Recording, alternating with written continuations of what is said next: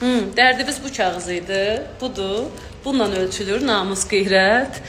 Lazım olarsa, vaxt gələrsə, onu da paylaşarım. Əlbəttə, o da əsasdır. O da vacib bir şeydir. Amma ondan vacib bir şey var.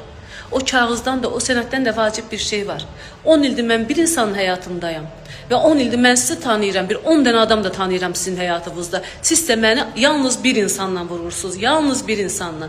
Onu da verdim sizə, bağışladım sizə. Halal, haram xoşunuz olsun. Mən sizin hansınızın ərini tanıyıram ki, siz mənim ərimi tanımalısınız. Əslində də çox gözəl tanıyırsınız. Əslində elə sizin mənlə davavız da o davadır. Amma sizə çox gözəl bir xəbərim var. Çox gözəl bir xəbərim var. Onu sizlə baş-başa buraxdım. Mən artıq bir ildir ki, o insanın həyatında yoxam. Əl çəkin məndən də, mənim evladlarımdan da əl çəkin, uzaq durun.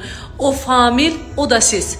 Bəli, sənətdə də bir şeyi nəzərinizə çatdırım ki, Famil bəyin əsl adı Veysdir və elə bu söz-söhbətlərə görə, bu ədəbsiz, əxlaqsız qadınları məni onların ayağına verdiyinə görə mən bir ildə o insandan ayrılmışam. İnsan olaraq çox böyük hörmətim var. Uşaqlarımın atasıdır. Hər zaman hörmətini qoruyacam, saxlayacam, amma həyatımda yoxdur. Əl çəkin məndən. Davalarınızı artıq bəsdir. Gedin başqa bir kimsə çıxarsa onun həyatını artıq onunla eləyərsiniz. Mən yoxam onun həyatında. Qaldı ki, sizə bu kağız idi.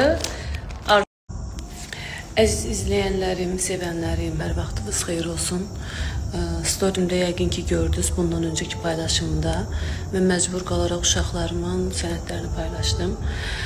Çünki bilirsiniz ki, mən illərdir bir ədəbsiz, əxlaqsız, mənliksiz bir insanla mübarizə aparıram.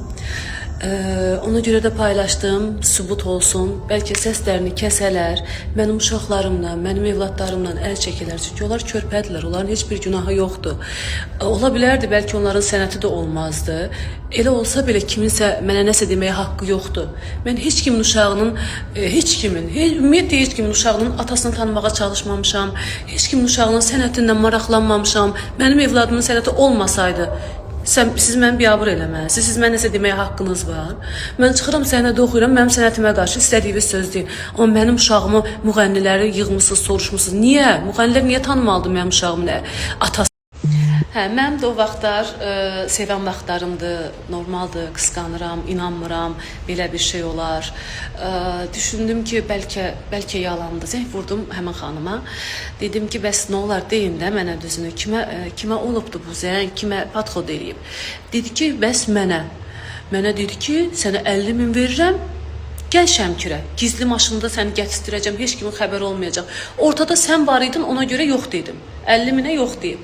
Sonra mövzu açıldı, mən o adamla dava elədim. Sonra mənə şahidlər gətirdi, bax filan kəs olub, xəttə filan kəs də olub. O məndən 5 min istədi, mən o zarafatla deyirdim ki, buralığa gəl get, niyə bizim tərəflərə gəlib getmirsən? O dedi 5 min ver gəlin, mən dedim 500 verərəm.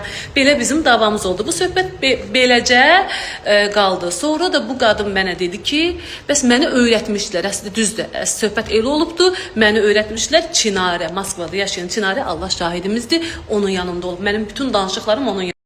Mən sizə bu davanın əslində niyə olduğunu da açıqlayım, heç kimə qaranlıq qalmasın. Deməli, Şəmkirli bəyəfəndi pandemiya vaxtında, əslində çox adam bilir bu mövzunu, amma yenə də deyim, siz də biləsiniz. Şəmkirli bəyəfəndi bu xanıma zəng vurur, xanım da demək olarsa, insanlıqdan çıxmış insana zəng vurur, deyir ki, gəl Şəmkirə. Və bunun nəyəsiz Şəmkirə çağırır. O da deyir ki, gələrəm 5 min ver, gəlim. O da deyir ki 5000 cəma sənə 500 manat verir. Mən sənə niyə 5000 verirəm? Bu söhbətdə hamamda olur. Hamamda da bir neçə adam qrupla, nəysə ki kişilər qrupla bu insanı yığıbmış. O da deyib, pazar olub, deyib Vəfaya bəs sən 500 minlər xərc deyirsən, mənə 5000-i qıymadın. O da deyib ki, sən özü Vəfa ilə bir tutursan, Vəfa mənim uşaqlarımla asıdır, onu bu mövzuya qatma. Onun adını sən ağzına ala bilməzsən. Bunların davası, qırğını bundan başlayıb. Sonra canlı açdı. Canlıda dedi ki, Şəbnəmlə Vəfa bir-birlərini öldürürlər o kişinin üstündə. Amma o kişi başqa bir qadına da əslində patladı.